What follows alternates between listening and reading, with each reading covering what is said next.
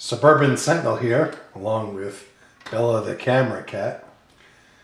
Today I want to do a quick video about gun purchasing. I really just needed to take a break from doing Second Amendment stuff. I know that's very important, but after a while you can go a little bit nuts doing the same thing. So let's get into gun buying. And I often see people or hear about people who purchase firearms in different ways. Some of them are impulse buyers. Well, they'll just walk into a gun store and see something that really catches their eye, and the next thing you know, they're walking out with it.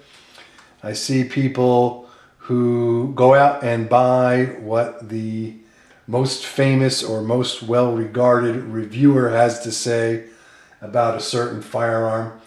There are many ways that people tend to do this that are not very methodical. Oftentimes, this leads buyers into making mistakes in their firearms purchases, and they end up either being unhappy with the purchase that they made, or they spend too much money on too little gun.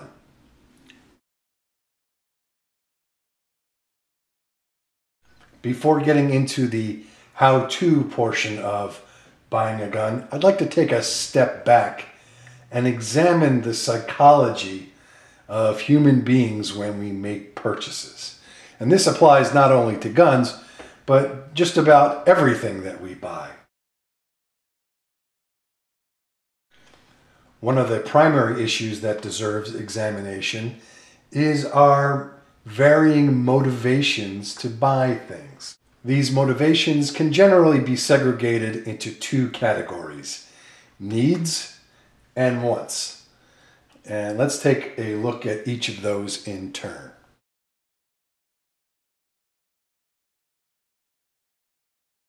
Material needs can actually be broken down into two further subcategories: absolute needs and relative needs. Now, absolute needs are things we require for our very survival. Food would be a good example of an absolute need. These may be another good example of an absolute need. According to the doctor, stop taking these pills and there you have it. So, two very simple examples of absolute needs.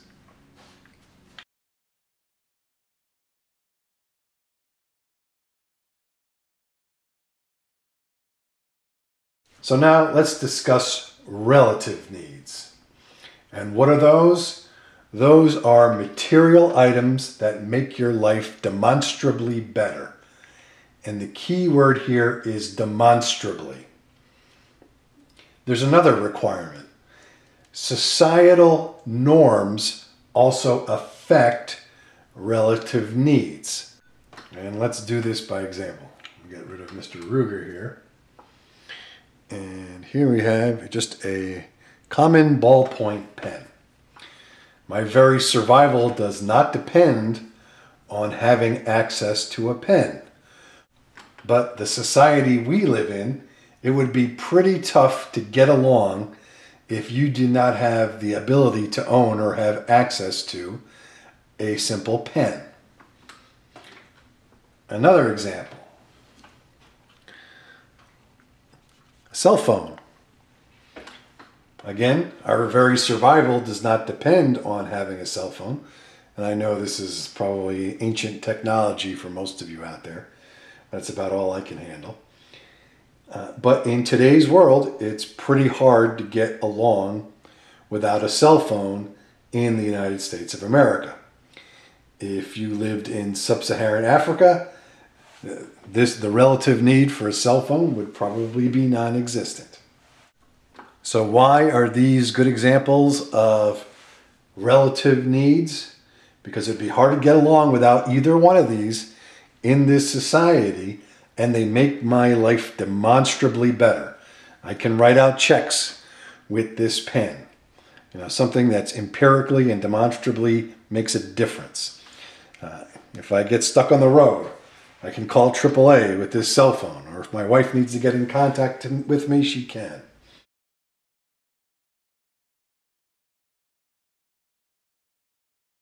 So now that we've discussed the two types of needs, both absolute and relative, let's turn the examination over to wants, or desires. And essentially, wants are that which either makes you happy or leaves you with a certain amount of intrigue. Now, taking the ballpoint pen and the cell phone on the table here, these are very common items. I know the cell phone's kind of outdated. However, if we went back in time 150 years, this would be surely an item of intrigue. And even 25 years ago, a cell phone this small would be a very unique item. But in this day and age, these are not good examples of a want. So let's turn to something that is, and I need to move the camera here. On the screen here, I hope this shows up on camera okay, is one of my most prized possessions. In that picture frame, there are two photographs. The top one is a mother bear and her 5 cubs. And if you know anything about bears, 5 cubs is almost unheard of. And in the lower part of the picture frame, the other photograph is the same mama bear and the same 5 cubs. Now these photographs were taken 1 year apart, and these are wild bears, these are not captives, by a wildlife photographer friend of mine. And it is a pretty amazing picture, or amazing set of pictures. Now, these pictures are certainly not a need. There's no absolute need for me to have these photographs. There's not even a relative need for me to have these photographs. My life is not demonstrably better. In other words, someone from the outside looking in couldn't say for certain that, boy, this guy's life must be pretty cool because he has these 2 pictures. Now, this would be a great example of a want. It has no utilitarian value. Again, it's one of my most prized possessions.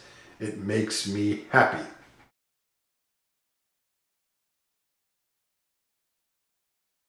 Not everything we buy falls neatly into one of these 3 categories: absolute need, relative need, or want. Many of the things we buy are a combination of needs and wants. Take, for example, the automobile.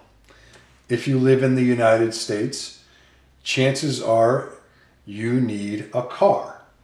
Not everybody does, certainly, but for most people, a car is a need. Not an absolute need, but a relative need. But do all cars essentially look the same and have the same features? Of course not. That's because cars also have a high degree of wants built into the market. You may need a car to commute to and from your job and essentially just get you from A to B and back. But we also want cars with 500 horsepower and all-wheel drive and 14 cup holders and sunroofs and all kinds of crazy stuff like that.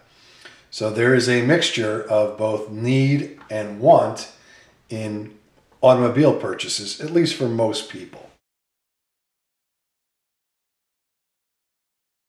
The problem is when we buy items that represent a mixture of need and want, we often make mistakes. If we pay too much attention to the want side of the equation, we can end up overspending on equipment that doesn't serve us well. If we pay too little attention to want, oftentimes we end up with an unsatisfactory ownership experience because what we need may have been sufficient, but it just didn't do it for us. So, especially with respect to buying durable items, just like guns, it can be very tricky. What can help a great deal is using a methodical approach to buying such durable items, such as guns and cars. But the first step in the methodology is recognizing the difference between your needs and your wants. Will that ensure you have a successful purchase experience? Of course not. But with a little bit of luck and a lot of analysis and rational thinking, your chances of having a positive experience are greatly improved. So that's the background on needs versus wants. In the next video, we'll get more into the methodologies of buying guns and other items, usually durable items.